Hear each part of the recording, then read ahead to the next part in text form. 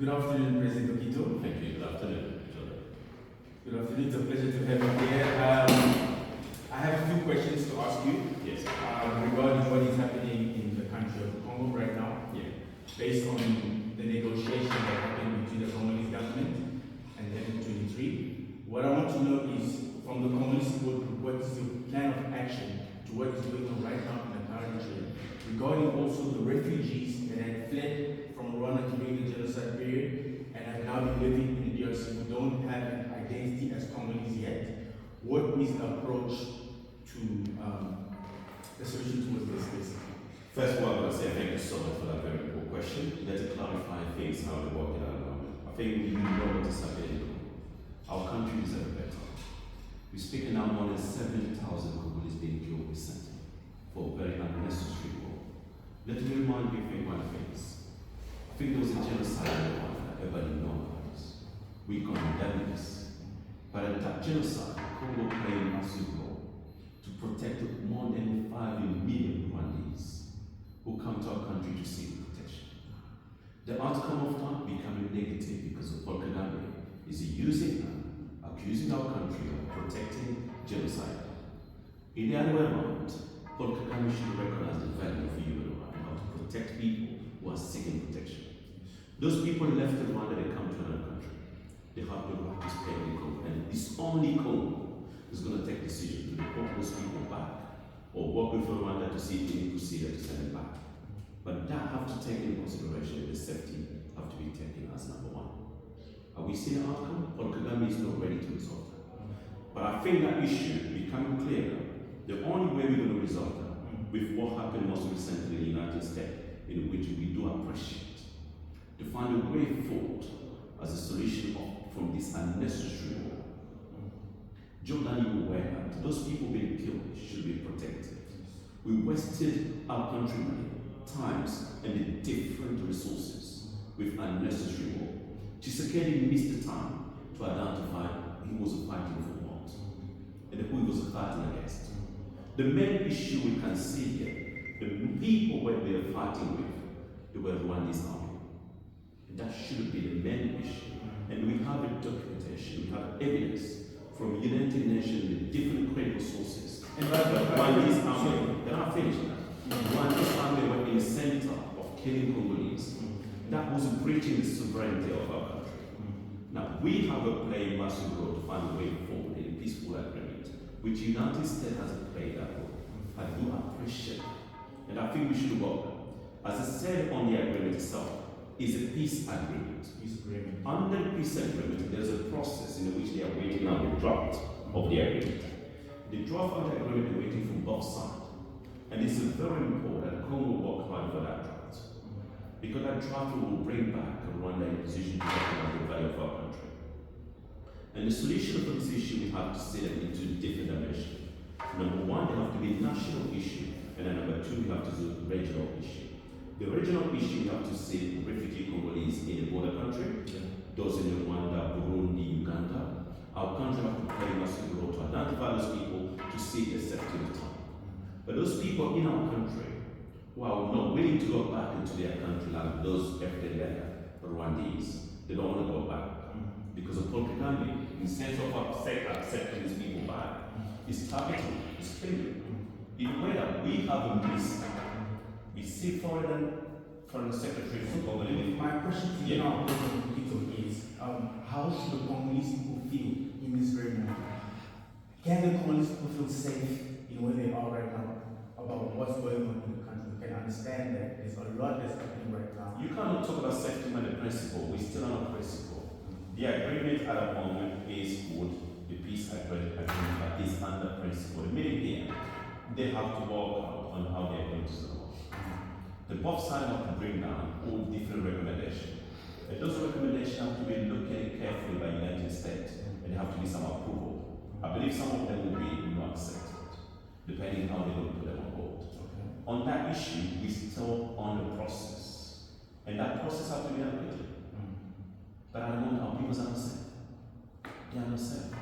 But I can see in the long term, there will be some very good outcomes, especially with the new agreement on our mineral with the United States, which I do appreciate. With that, I can say that a very good company, the company of Eric Prince, who's now signed an agreement to start the media work in Congo. I do appreciate that. And also we have to see how the security is going to work. But the current regime does sound not to be ready to understand the logic behind that. But the context in coming how we going to resolve that issue in the long term. To see young Congolese see themselves in a very wealthy and rich country, having access to different means. I'm talking health, I'm talking about something to eat, I'm talking about education, I'm talking about anything relating to a human being in his own country, access to workplace. All these issues have to be looked at carefully. Are we seeing that with the current regime? That's my concept.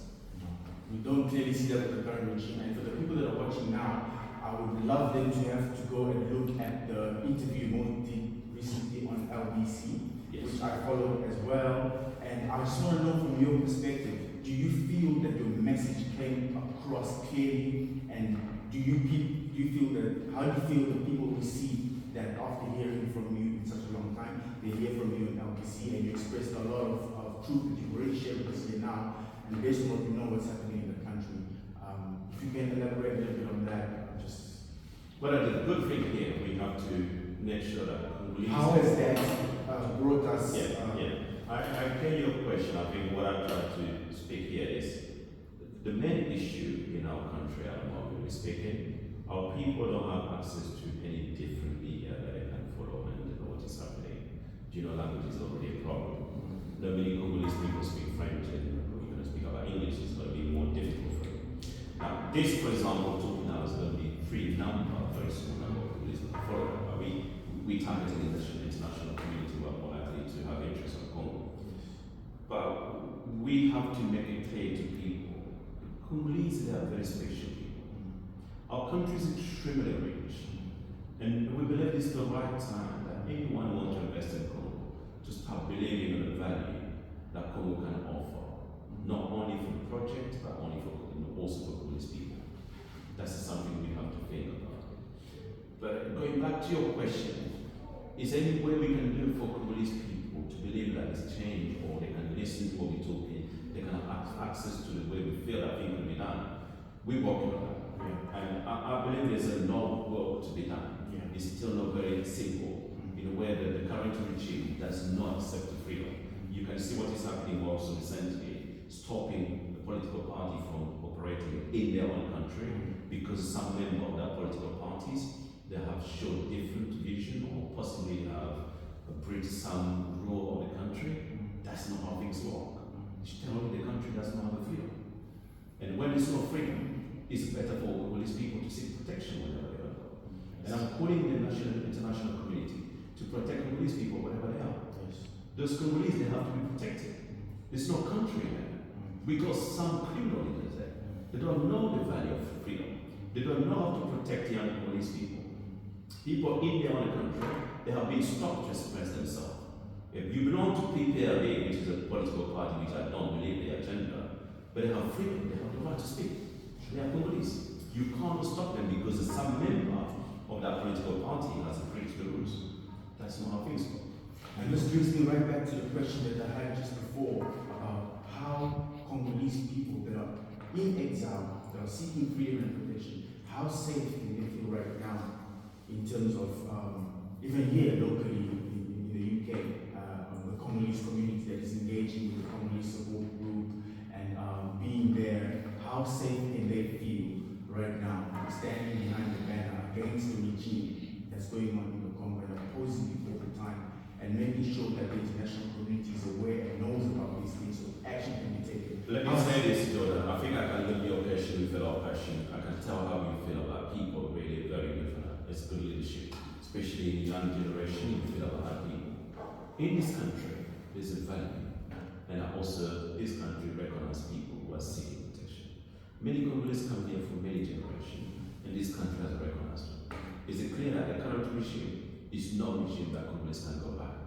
And the authorities in this country have to recognize every single Congolese as a refugee, because the safety is more important than being in a dangerous ground where we see leaders who are targeting people even when they're in exile. There was a young man in France where the Congolese authorities were seeking him to be killed. Can you imagine?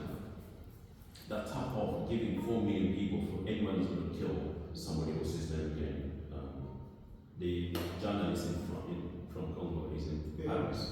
Pprd. Yes, They gave him 4 million to arrest him, to kill him. Can you imagine? That was he's a price in his head, so yeah. But can you imagine that? That is the regime, and the people are here seeking safety. The authorities should protect them. You can tell you that we don't have a country at the moment. The regime is very weak and dangerous for the safety of our people. So speaking now, we have to see what the Catholic are going to offer for the upcoming negotiation. That's the only way forward to bring all these people together to resolve this difficult time and difficult challenge issue in which has been a long time and we still have been taken unnecessary. Congolese people have been dying for many years. Over 30 years, in the last 30 years, we have more than 20 million Congolese people being killed. That's more than the size of Ireland.